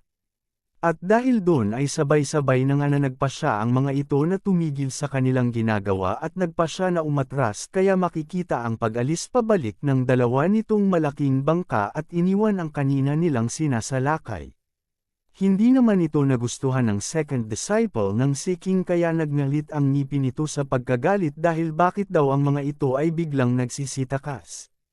Kaya hindi na nga ito nakapagtimpi pa at agad na ito na tumalon, ngunit nag-iwan ito ng utos sa kanyang mga tauhan na iligtas ang mga biktima na agad naman na sinang-ayunan ng kanyang mga tauhan. Pahabol pa ng second disciple na tignan daw nila kung sino ang mga animal na nanggugulo sa kanyang teritoryo. At makikita na mabilis na nga ito na bumulusok pababa ng tubig at hinabol ang mga animal sa kabilang bangka. Habang nakatayo si Taekyang at Gibang ay nag-usap ang mga ito habang nakatanaw sa mga nangyayari. Tanong pa ni Taekyang kung ayos lang ba talaga na tumalon ito para humabol. Hindi daw ba kaya naargabyado ito dahil hindi siya makakapalag sakaling atakihin siya ng mga iyon habang nasa tubig. Patanong na sinagot naman siya ni Gibang kung tanga ba daw si Taekyang. At iniisip ba daw talaga nito na ang mga bandido sa katubigan ay walang kakayahan sa tubig makipaglaban? Kung ang mga simpleng mamamayan nga daw ay alam na ang mga ito ay ibang klase makipaglaban, lalo pag sa tubig ang pinag-uusapan. At dapat na mas mag-alala daw si Taekyang sa mga hinahabol nito. At habang nasa ilalim ito ng tubig, ay mabilis nitong tinutungo ang sasakyan ng mga animal. At maya-maya pa, ay bumulusok ito paitaas ng tubig sa mismong tumpak na lokasyon ng mga animal, at dito nga ay seryoso itong naghanda at ipinag-krus ang dalawa nitong braso, at sa magkabila ang kamay nito ay makikita ang hugis bilog na asul na tila elemento ng tubig ang nabubuo. Nagliwanag din ang mga mata nito na halatang seryoso ito sa kanyang gagawin na pag-atake. At maya-maya pa ay kanya na itong binitawan at inihagis ang tila maliliit na piraso ng asul na enerhiya sa mga animal. At dahil doon ay napuno ng sigawan ang kinaroroonan ng mga ito dahil sa isa-isa ang mga ito na tinamaan. Pagkatapos ay lumanding ito sa ibabaw ng tubig. At sa panig naman ng mga animal ay mayroon Perren na nakaligtas, at ang mga nakaligtas ay galit na inutusan ang kanyang mga kasama na gumanti sila at patayin umano nila itong umatake sa kanila. Tirahin daw nila ito at huwag tigilan hanggang sa mamatay. Kaya sabay-sabay na nilang hinatak ang kani-kanilang mga pana upang ipang-atake. Ngunit ikinumpas lang nito paitaas ang kanyang kamay at agad itong nakagawa ng pader ng tubig upang gawing kalasag, kaya ang mga palaso at sibat na patungo sa kanya ay walang kahirap-hirap na napawalang bisa lang nito. Kasabay nito, ay lumilikha din siya ng isang animoy bola ng tubig upang kanyang tapakan. At ang bolang tubig na iyon ay kanyang pinakawalan na nagmistulang isang daluyong papunta direkta sa kalaban. Pagkatapos ay tumalon ito ng mataas, at sumigaw ng matindi, sabay suntok ng malakas sa tubig na nagdulot ng pagsabog ng impact nito. At dahil doon ay sobrang lakas na impact ang naganap sa pagitan ng dalawang bangka, na naging dahilan upang mapinsala ang dalawang bangka na sinasakyan ng mga animal. At dito makikita ang nakalutang na bahagi ng mga bangka. At sa kabilang panig naman ay makikita ang mga nakalutang na katawan. At isang pangit na bandido naman ang nahuli, kaya tinalian ang kamay nito. Takot na takot ito, at nagmamakaawa na wag siya nilang patayin. Patawarin daw sana siya dahil sumusunod lang daw siya sa utos ng nakakataas sa kanila. Sinipa naman siya ng isang tauhan na may bitbit na espada at sarkastikong sinabi dito na sumusunod lamang din siya sa utos sa kanya. Na makikita ang mga kasamahan nito na nakatali ang mga kamay nito sa kanilang likuran at mahigpit na binabantayan. Na siyang pagdating naman ng second disciple ng si King at malakas na sumigaw at inutusan ang kanyang mga tauhan na itapon ang mga ito sa ilog upang gawing pagkain ng mga isda. Sa kabilang banda naman ay makikita si Tae Kyung na pinagmamasdan ang nakakuyom at nanginginig na kamao ni Chang Pang na hindi rin siya sigurado kung bakit ito nagkakakaganito. Kaya, ipinaliwanag ni Tae Kyung na bagamat deserve ng mga ito ang mamatay ay hindi maitatanggi na masakit parent sa mata na panuurin ang mga nangyayari sa mga ito. Kaya, inutusan niya si Chang Pang na ipikit na lamang daw nito ang kanyang mata at kanya na lamang daw sasabihin kung tapos na sila sa kanilang ginagawa. Habang nakatingin, sumagot si Chang Pang na hindi daw yun ang kanyang iniisip. At dito ay itinulak ng lalaki na nakatali at inutusan naman ito ng isa na umpisahan na nito na umakyat ngunit ang lalaki naman na nakatali ay tumatangging gawin ang nais ipagawa sa kanya. Seryoso naman na nagsalita itong si Chang Pang na nais niya lamang daw na subukan na masanay sa ganoong tanawin. Napatingin naman si Tae Kyung kay Chang Pang at natigilan dahil sa isip niya ay hindi siya makapaniwala na maririnig niya ito sa kanyang kaibigan. Dahil naalala niya noon na niayaw nitong si Chang Pang na makakita man lang ng dugo. Pero mula nung makipaglaban sila sa Blood Lord ay tila naramdaman nito na kailangan niya na magbago. At mas mainam na daw yun dahil kailangan talaga na maging matatag ito upang makasurvive sa mundo ng Merm. At habang pinapanood nila ang mga nangyayari ay sinabi ng second disciple ng si King na turn na daw nitong kalbong si Hwang Tae-gu. Habang nakaluhod ito sa nakatayong second disciple ng si King ay maangas nitong sinabi na wala umano siyang dapat na sabihin sa isang tulad niyang hangal kaya mainam na patayin na lamang daw siya nito. At habang napapalibutan ito ay sinagot naman siya ng second disciple na matutupad ang kahilingan nito kahit na hindi pa daw nito sabihin ngunit tanong lamang daw niya ay kung bakit nila iyon ginawa. Tumugon naman ito na napaka-bobo umano ng tanong nito. Sila daw ay mga bandido kaya ang trabaho umano nila ay magnakaw at pumatay. Dumating naman si Gibang at narinig ang mga pag-uusap nila kaya nagsalita ito na siya man daw ay nagtataka kung bakit ang mga ito ay narito ngunit sa tingin niya daw ay alam na niya ang sagot. Lumingon sa kanya si Tae Kyung at nagtanong ng ano. Ipinaliwanag ni Gibang na itong si Hwang Tae-gu ay isang walang hiya at marahas na nilalang. At sa mga nagdaang taon ay may pinamumunuan ito sa Yangtze River sa tulong ng Sichuan. At kung hindi daw siya nagkakamali ay natalo ito kay Musong sa isang labanan ng grupo. Sa kabilang banda ay hindi nagustuhan ni Musong o ng second disciple ng si King ang sagot ni Hwang Tae-gu kaya galit nitong kinuha ang hawak na sibat ng kanyang tauhan at sinabihan si Hwang Tae-gu na mahirap itong kausap at hindi marunong umintindi ng sitwasyon niya ngayon. At kung bakit daw ba hindi niya na lang daw ito pinatay na lang noon. Itinutok nito ang sibat sa pinagpapawisang si Hwang Tae-gu at akmang tatapusin na sana ang buhay nito nang bigla may umagaw ng kanyang pansin at tinawag siya bilang Grandmaster Musong na pinigilan siya sa kanyang gagawin. Lumingon ito sa Derek Sion maging ang kanyang mga tauhan, pati na rin sila Tae Kyung ay naging curious din kung sino ang nilalang. Ngunit makikita na ito ay isang bata at marahan na nabigay galang. At humihingi ng paumanhin sa bigla nitong pag-interrupt at ipinakilala ang kanyang sarili bilang Moon Kyung. Tinanong naman siya ni Musong na, Moon Kyung ba kamo? Hindi niya pa daw naririnig ang pangalang iyon kahit kailan. Hindi daw siguro siya isang martial artist. Sumagot naman si Moon Kyung na tama daw ito dahil isa lamang naman daw siyang hamak na trainee physician sa ngayon na wala pang naiaambag dito sa Merm. At makikita ang bangka na kanilang sinasakyan na puno ng mga palaso na nakatusok dito. Sinabi ni Musong na bilang isang physician ay nakakagulat na kilala nito ang tulad ni Musong. Sumagot naman si Moon Kyung na kung papaano daw ba na hindi niya siya makikilala. Siya na si Musong na pinamumunuan at pinangangasiwaan ang buong katubigan sa lugar na ito. Dagdag pa nito na ang pera ay dumarating at agad ding nauubos ngunit ang bawat tao ay may tangi lang na nag-iisang buhay. Sabay yumuko ito bilang paggalang kay Musong. Bahagya naman na nahiya si Musong sa mga tinura nito at bahagya din na namula. Dagdag pa ni Munkyang na, hindi lingid sa kaalaman ng lahat na maraming buhay ang nawala dito mismo sa Yangtze River. Hanggang sa dumating ang panahon na tinawag mula rito ang Grandmaster Humane Godwill.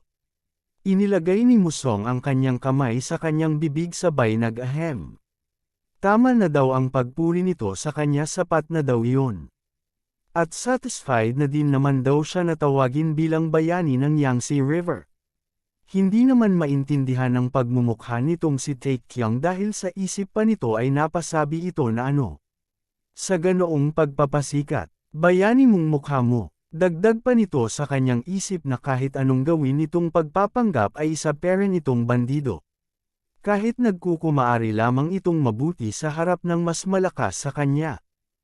Nanatiling nakayuko ito at malungkot nitong kwento na ang kanyang mga magulang ay namatay sa isang hindi makatarungang paraan 10 taon na ang nakalipas sa Yangtze River. At kung hindi lamang daw siya iniligtas nito ngayon ay malamang patay na rin siya kasama nila. Nagulat naman dito si Musong at napasabing, 10 taon. Sumagot si Munkyang na oo. At ang tao daw na nakaluhod sa harap niya ngayon ay ang isa sa pumatay sa kanyang mga magulang. Naalarma naman dito ang kalbong ito dahil sa kanyang narinig. Pinaikot-ikot naman ni Musong ang sibat sa kanyang kamay at nagsalita na may ideya na daw siya kung bakit siya nito pinigilan na patayin ang kalbong ito. Kaya iniabot nito ang hawak nitong sibat kay Munkyang at sinabi na bagamat labag ito sa alituntunin ng alyansa ay naiintindihan niya daw ang nararamdaman nito kaya ibibigay niya ang pahintulot na ito na mismo ang tumapos sa kalbong ito. Napataas naman ito ng tingin at hindi ito makapaniwala kaya tinanong nito si Musong kung talaga ba na ipapaubaya nito sa kanyang sariling kamay ang buhay ng isang iyan. Bago ang lahat ay salamat sa inyong walang sawa na pagsuporta, ang mga comment at like ninyo ay malaking tulong na sa aking video para ma-boost ito. Balik sa kwento, tumingin pabalik si Musong at bahagyang ngumiti at kinumpirma ang sinabi nito. At habang nakatayo ang mga tauhan ay hinihintay siya ng mga ito ngunit tila natigilan ito at hindi makapagsalita. Bakas naman ang takot sa mukha ni Kalbo kaya napapikit na lang ito at napakagat sa kanyang mga ngipin. Ngunit napadilat ito ng may halong gulat at pagtataka nang sabihin ni Munkyang na hayaan na lamang daw nila ito at wag na lang patayin. At matinding gulat din ang nangyari sa grupo ni Taekyung nang marinig din nila ang sinabi nito. Napatanga na nga lang din si Musong at napaha. Ano? At nagtanong kung bakit. Nakayukong sumagot naman si Munkyang na. Gustuhin man daw niya na maghiganti sa nangyari sa kanyang mga magulang ngunit ito'y labag na sa kanyang tinatahak na landas ngayong isa na siyang physician. Hindi niya umano maaaring hilingin ang buhay ng iba gayong ang trabaho niya ay ang magligtas ng buhay ng tao bilang physician, gayunpaman.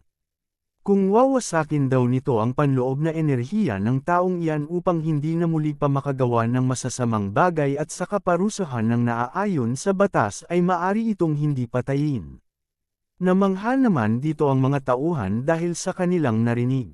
Dahil kung sila daw ang nasa kalagayan nito ay sigurado na papatayin nila ang kalbong ito.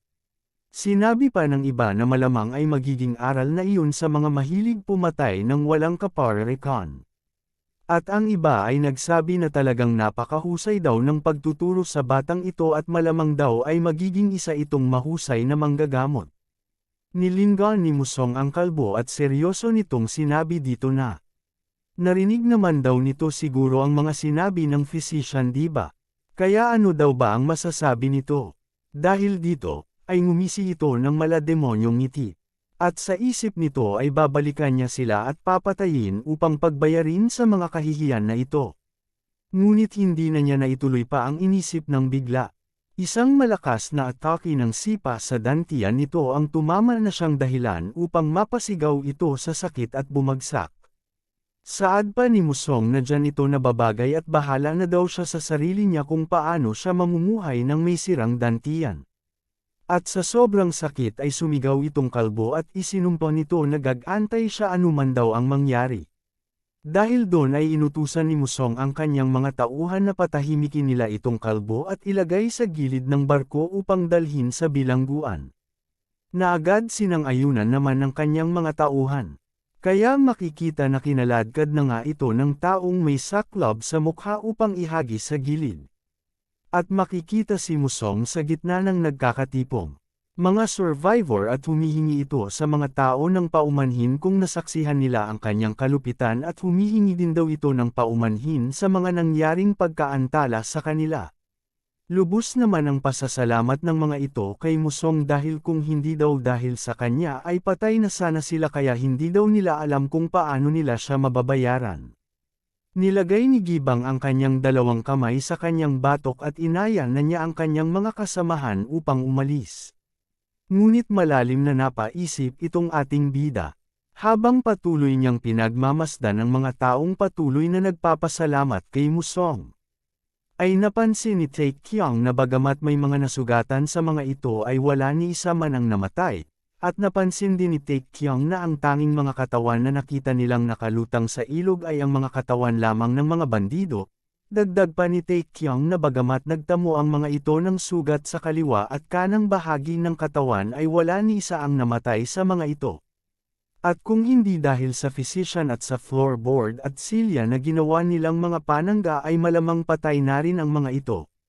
Magkahalong mangha at kalituhan ang umagos sa isipan ni Taekyong dahil sobrang astig nito kung paano ito mga nakalusot sa ganoong sitwasyon. Sa isip ni Taekyong hindi ito basta-basta ordinaryo lang na bata. At habang nakaharap si Munkyang sa kanyang mga kasama na masayang binabati ang mga ito dahil ang lahat ay nasa maayos na kalagayan ay natahimik lamang sila na pinagmamasdan ni Taekyong.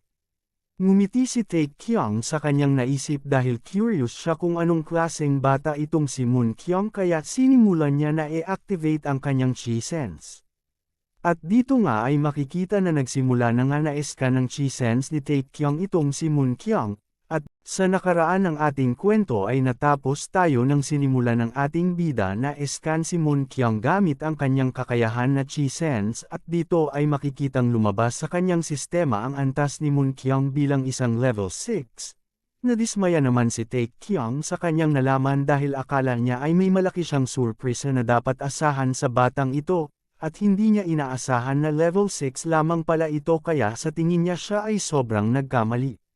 Nagulat naman si Taekyong nang bigla na lamang siyang bangguin ni Musong at sabay tanong nito kay Taekyong kung ano daw ba ang tinitignan nito. Pasiga naman na tinanong siya ni Taekyong kung ano ba daw ang ginagawa nito. Tinanong naman siya ni Musong dahil nakita niya na nakatingin si Taekyong sa physician kanina pa, at ano ba daw ang meron dito. Wala naman daw. Wika ni Taekyong na may naiiritang mukha at sinabing medyo naging interesado lamang daw siya, tinignan naman siya nito na tila may pangungutya at sarkastikong tinanong nito si Taekyong kung ito ba ay gusto ang isang lalaki. Hindi naman ito nagustuhan ni Taekyong kaya nagpakita na naman ulit ito ng pangit na pagmumukha habang may nag-aapoy na kamay at minura nito si Musong. Si Musong naman dali-daling pamaling ng tingin at inilagay ang kamao sa bibig at nag-ahem sabay inibo ang usapan at inaya na lamang nito ang ating bida na umalis na daw sila, mapangutya pa nitong sabi na dahil puno na ng butas ang sasakyang ito at lumalakas na daw ang hangin sa paligid nila. Sarkastikong tinanong naman siya ni Taekyong kung paano naman daw ang mga taong iyon. Gayong sira na ang sinasakyan nila. Nakakalokong tumawa lang ito at sinabing, yun ba, may inutusan na umano siya upang mag-escort sa kanila upang maging ligtas sila at mura lang daw ang bayad. Dahil sa narinig ay naisip na lang ni Taekyong na sa bandang huli, ay tungkol pa rin sa pera ang pagtulong ng kumag na ito. Nagulat naman bigla si Taekyong nang sumulpot na lang bigla itong si Munkyang sa kanyang harapan at marahang tinanong sa ating bida kung tama daw ba na sinabi nito kanina na patungo ito ng Suining. Napamura tuloy si Taekyong sa gulat kaya pabigla nitong sinagot kung ano naman daw kung gayon. Nasinabayan nga din ng pagsang-ayon ni Musong. Nahihiyang tumugon naman ito na siya rin daw ay patungo doon. Kaya matamon ito na nakiuusap sa ating bida na kung maaari din daw ba siya na sumabay sa kanya. At tatanawin niya daw iyon na isang malaking utang na loob na kailanman ay hindi niya malilimutan. At lalo pa itong nagmakaawa sa kanya.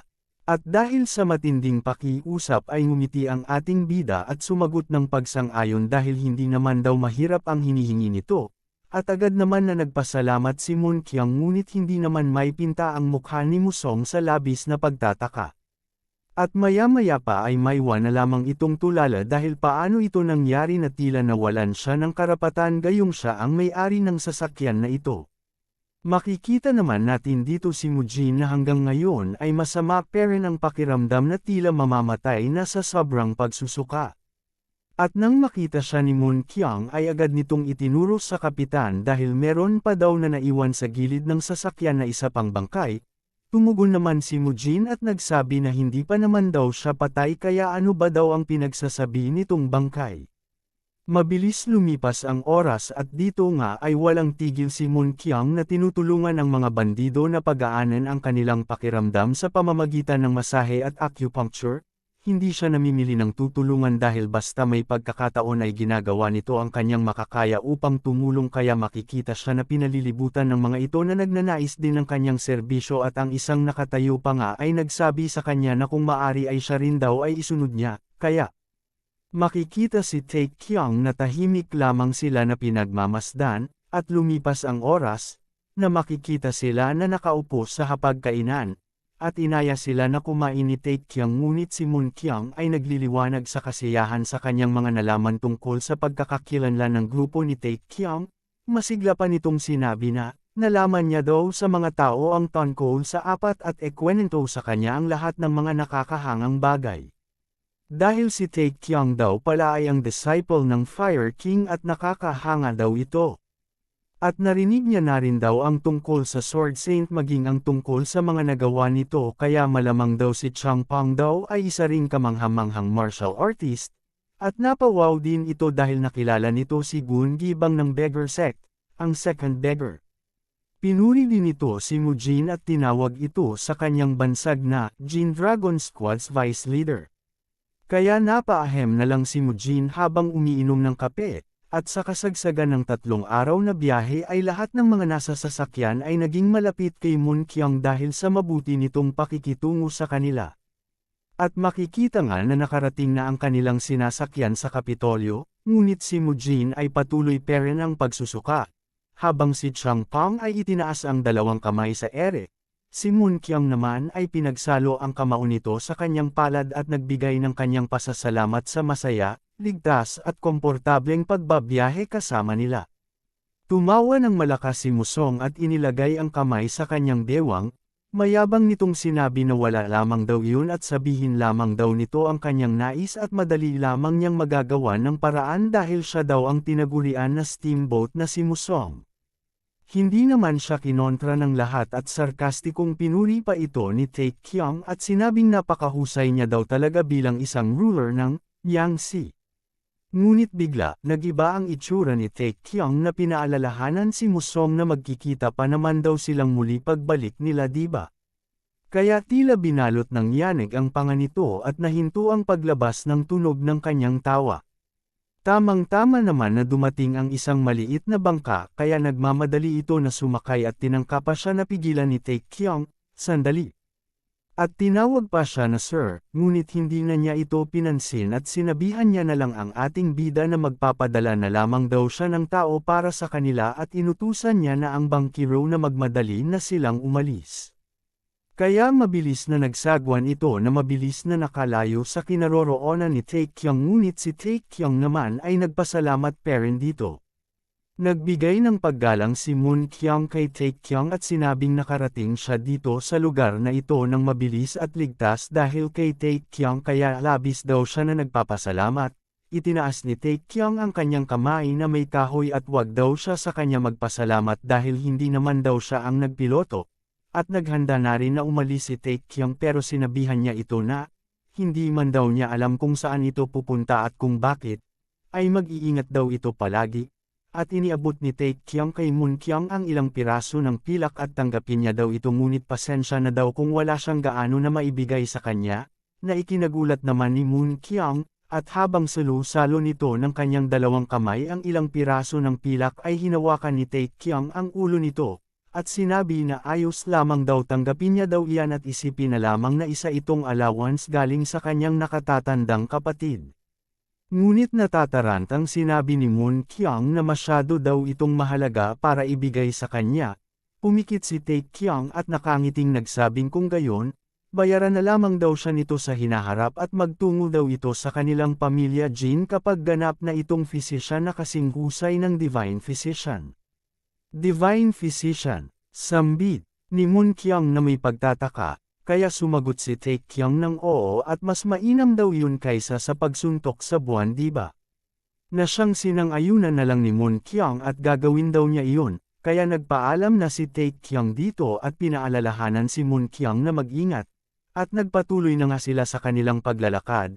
Ngunit makikita naman si Mujin na nakikiusap kay Tae Kyung na kung maari ay magpahinga na muna sila ng kahit kalahating araw lang. Na tinutulan naman ni Tae Kyung dahil kailangan daw nila na maglakad ng kalahating araw kaya magpahinga na lamang daw sila kapag nandun na sila. Ngunit sumagot lamang si Mujin sa pagod na itsura na halos kalahating araw na daw silang nagpapatuloy gamit ang Qinggong technique. Tapos idagdag pa daw na ang mga tao sa Sichuan-tang clan ay sobrang nakakatakot, kaya tuloy nakakaramdam na din siya ng takot. Walang gana naman siya na sinagot ni Tae Kyung na, kung gayon daw ay mamatay na lamang daw siya at wag na magpahinga. Umuusok naman sa galit si Mujin at itinaas nito ang kanyang kamay at tinanong si Tae Kyung kung ganoon daw ba niya talaga traitor ang kanyang kanang kamay. Sumagot naman si Tae Kyung na hindi, dahil ganito niya traitor ang kanyang malarosas na kaliwang kamay. Bigla naman na may umagaw ng kanilang pansin at nagtanong kung tama daw ba na sinabi nila na tatango sila sa Sichuan-tang clan. Kaya nagtatakang lumingon sila sa kanilang likuran, at dito ay nakita nila si Moon Kyung na nahihiyang hinawakan ang kanyang batok na may bahagyang ngiti at ipinaliwanag na siya rin daw umano ay patungo din ng Sichuan-tang clan. At nahihiya nitong sinabi na kung isasama daw nila siya kasabay nila ay tatanawin niya daw iyon na isang malaking utang na loob, at nang marinig iyon ni Tae Kyung ay ninas ito dahil tila mapapabagal nito ang kanilang pag-usad kaya nagsalita ito sa isip niya kung ano ba itong mga nangyayari. Ngunit patuloy lang na nagmakaawa itong si Moon Kyung kaya wala na nga lang nagawa si Tae Kyung kundi ang pumayag. Na agad naman na nagpasalamat itong si Moon Kyung at napasabi na lang ang ating bida na tila siya ay nasa isang Bermuda Triangle o baka mas matindi pa. Kaya nagpatuloy na nga sila sa kanilang paglalakbay at di nagtagal ay napalaki ang mata ni Tae Kyung nang may makita siya sa kanyang unahan. At naitanong nito kung ito na ba ang Sichuan-tang clan. Namangha si Tae Kyung sa laki ng istruktura dahil mas maihahalin tulad daw ito sa isang kastilyo. Habang sila ay nasa mataas na bahagi ng lugar ay natanong nila ang napakarangya na lugar ng Tang Clan tila ito ay isang kanlungan na mahihirapan ang sinoma na magtangka na umatake. Ipinaliwanag na manigibang nananatili daw ang Tang Clan sa lugar na ito at pinatatag ang kanilang clan noong kasagsagan ng dakilang digmaan ng mabubuti at masasama. At nang ang mga demonic cult ay sinubukan na sakupin ng Sichuan ay maraming kasapi ng pamilya ng Tang ang napatay at ang kanilang clan ay sinunog ngunit sa kalaunan ay nakabalik, at dahil doon ay itinuon ng mga ito ang focus sa pagpapatibay ng kanilang depensa, ngunit hindi sila basta-basta bumababa hanggat hindi natatapos ang digmaan. At pagkatapos nila na bumagsak ay sinubukan nila na bumangon at kunin ang mga mahahalagang uri ng sandata, lason, upang maghayganti at patayin ang mga tao ng demonic cult, at ang ibang mga puwersa na sangkot sa demonic cult ay pinatay gamit ang lason, pinatay sa pamamagitan ng mga asasin at ang iba ay hinabol at hindi tinantanan kahit saang sulok pa ng mundo ang mga ito magpunta. At ang mga tao ng Tang Clan ay pinatay sila sa kahit anong paraan, dagdag panigibang na ang Tang Clan ay mahusay sa paggamit ng lason, mga tagong sandata, at masyado rin ang mga ito na maingat na walang makakatalo kung ang batayan ay ang determinasyon. Kaya pinayuhan niya si Tae Kyung na magtino ito kapag kaharap niya na sila. Sa isip naman ni Tae Kyung na naiintindihan niya kung ang mga ito ay ginagawa ang lahat ng hindi binibigyan ng pagkakataon ng sinuman ngunit, ang pinag-alinlangan niya lang daw ay kung ang mga ganitong klase ng mga tao ba ay maaari siyang tulungan upang mahanap ang Divine Physician. Naputol naman si Taekyung sa kanyang iniisip nang maramdaman nito ang isang mabilis na atake na paparating sa kanilang kinaroroonan kaya, hinarangan ni Changpong si Moonkyung upang protektahan ito at hindi matamaan. Halos malaglag naman ang puso ni Moonkyung nang makita niya ang atake na tumama ng malakas sa lupa. Kaya naging alisto ang mga ito habang seryoso na nakatingin sa pinagmulan ng atake ngunit si Moonkyung ay napanganga na lang sa sobrang takot. Makikita ang isang palaso na nakabaon ngayon sa lupa, kasabay nito, isang malakas na sigaw ang pumailanglang sa hangin at nagtatanong kung sino sila at bakit sila naririto sa lugar na kanilang nasasakupan. Itinutok ng mga ito sa direksyon nila Taekyung at hinihingi ang kanilang pagkakakilanlan. Masayang itinaas naman ni Changpong ang kanyang kamay at binati ang mga tao sa taas at ipinakilala ang kanyang sarili na siya ay si Changpong, ngunit, takot na sinambit ni Moonkyung ang kanyang pangalan at nakikiusap na magpakita sila ng awa sa kanila. At nangangako daw ito na aalalahanan niya ang kanilang kabutihan kahit sa 1,000 taon ng kanyang buhay, ngunit makikita naman na pinigilan sila ni Taekyung sa pagsasabi ng mga walang kakwenta-kwentang bagay. Tila ba ito'y nagalit at handa na sa anumang laban dahil sa ginawang pagtira ng palaso sa kanila. Ngunit, nag-iba ang reaksyon ng mga ito nang dahan-daang naglakad si Taekyung at ipinagsaklob ang kamao nito sa kanyang kamay at humihingi ng paumanhin para sa kanyang mga kasamahan dahil natuto na daw ang mga ito, at ipinakilala ni Taekyung ang kanyang sarili na siya si Jin Taekyung ng pamilya Jin ng Taiyuan. Tinanong naman siya ng nasa itaas kung talaga ba na siya si Jin Taekyung ng pamilya Jin ng Taiyuan. Ang disipulo ng Fire King na tinatawag na Hidden Dragon ng Shaanxi. Sumagot si Taekyung ng oo at siya nga daw iyon, at nagpakilala din si Gungibang bilang ang second beggar ng Beggar Sect, kaya napasabi na lang itong lalaki na, narito ang disipulo ni Jok Xiangang at ang second beggar ng Beggar Sect. Maya-maya pa ay itinaas nito ang kanyang kamay na may esena niya sa isa pang tauhan na tila naintindihan naman siya kung ano ang ibig nitong ipagawa sa kanya at tumango. Hindi rin nagtagal ay itinaas nito ang sandatang malaking crossbow, at sa puntong ito ay tinanong sila kung anong dahilan ng kanilang pagparito. Sumagot naman agad si Taekyung na kung maaari ay nais niya na makipagkita sa kanilang patriarka, tinanong naman ng kabilang panig kung ang patriarka baka mo. Kinumpirma naman agad ito ni Taekyung at sinabi na may nais lamang daw siya na sabihin at ito ay sobrang mahalaga. Malumanay naman ito na sumagot pero tila may bigat ang bawat kataga at sinabing, abala masyado sa oras na ito ang patriarka at hindi siya maaaring makipagkita sa kahit kanino kaya, pinayuhan niya si Taekyung na bumalik na lamang daw ito sa susunod. Tumitig naman si Taekyung ng may seryosong titig at madiin na sinabi na kung gayon, may nais lamang akong maipahatid na mensahe kung maaari. Sumagot naman agad ang lalaki na maaari naman daw iyon at walang problema dahil ganun naman din daw ang iniutos sa kanya ng patriarka, at kung ito nga ay lubhang mahalaga ay maaari itong mag-iwan ng liham pagkatapos. Sa mga sinabing iyon ng lalaki ay tila may hindi magandang kutob naman itong si Gibang dahil parang may mali, dahil ang Sichuantang clan ay sarado sa mga tagalabas ngunit hindi sa ganitong lawak. Bahagya din na natigilan si Taekyung at tumitig ito ng may pagdududa at sa isip niya ay wala na siyang iba pa na pagpipiliin. Kaya tumingin muli ito sa lalaki na nasa itaas at isinigaw nito na meron siyang mensahe na nagmula sa Sword Saint na si Mi Jonghak kaya nais niya na makausap ang patriarka. At nang marinig iyon ay makikita ang pagkagulat nito at tila nabigla sa kanyang mga narinig. Kaya, sinabihan niya na muna ang ating bida na maghintay muna ito ng kaunti. Mabilis naman na lumipas ang oras at mapapansin ang langit na tanda na malapit ng dumilim, dahil ang araw ay malapit ng lumubog. Habang ang grupo ng ating bida ay matiyaga peren na naghihintay. At maya-maya pa, ay makikita ang sa wakas na nagbukas ang tarangkahan. Kaya napatingin ang lahat sa direksyon ng tarangkahan at ang mga ito ay tila mga nabigla. Sumambulat sa kanila ang figure ng isang nilalang na nakatayo at ang kamay nito ay nasa kanyang likuran.